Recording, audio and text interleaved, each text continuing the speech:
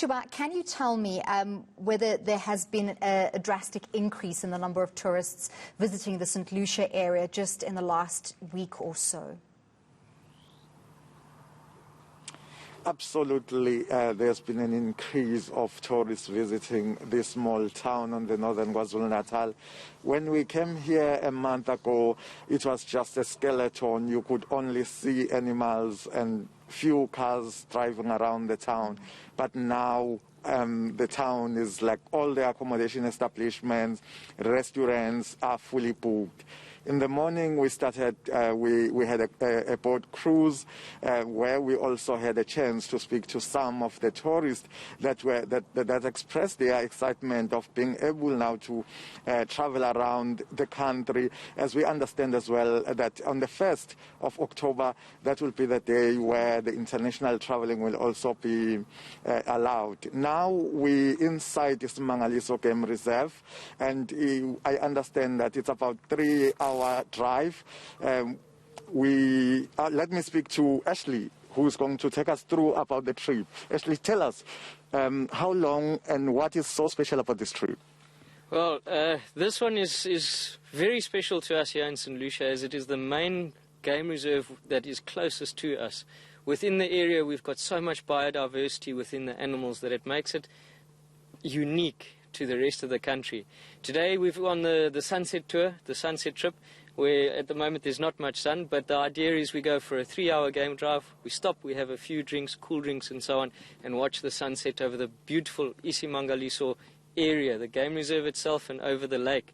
It's something that when you're here, you can only feel what it's about. You can't explain it until you are here. It's a special place for us. The animals, the whales. Where else do you see an elephant and a whale in the same day? And it's possible here. It's just a very special place for all of us that live here. This is actually the home of the Big Five. Here, what are we likely to see on the road? This section of the game reserve, as it is very big, we're more likely to see 4 of the Big Five. Leopard, of course, being the most elusive, but the chances of seeing it are, for me personally, they've been the highest here. Elephant, rhino, buffalo, they are also very easily seen on this game reserve. They are well protected within the boundaries of the game reserve, and taking a normal drive, adventure is out there. Anything is possible. So yesterday I had to race for the gate to get back because we've got a cut-off time of 6 o'clock and I got stuck behind the elephants. So who knows, anything happens here. And lastly, Ashley, just to you personally, for the past few months, you couldn't do anything. You couldn't move and see the animals that have become part of your life for many years.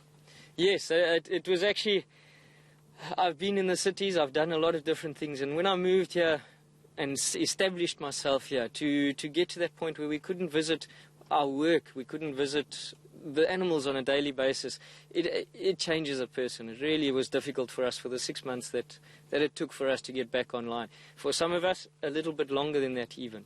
But being able to get back and seeing the animals and recognizing the areas they like to move in, we're happy again. We're very grateful for what has changed. Thank you so much, Ashley. Indeed, everyone is happy here in St. Lucia for the new developments that came with alert level 1 of the regulations, and we expect more as more international, specifically traveling, will be allowed. Thuba, we hope that the influx of tourists will last beyond this long weekend so that people of the St. Lucia area and all across the country can get back to work and get back to enjoying the company of tourists and animals alike. Thanks very much. Thuba Vilane coming to us from St. Lucia.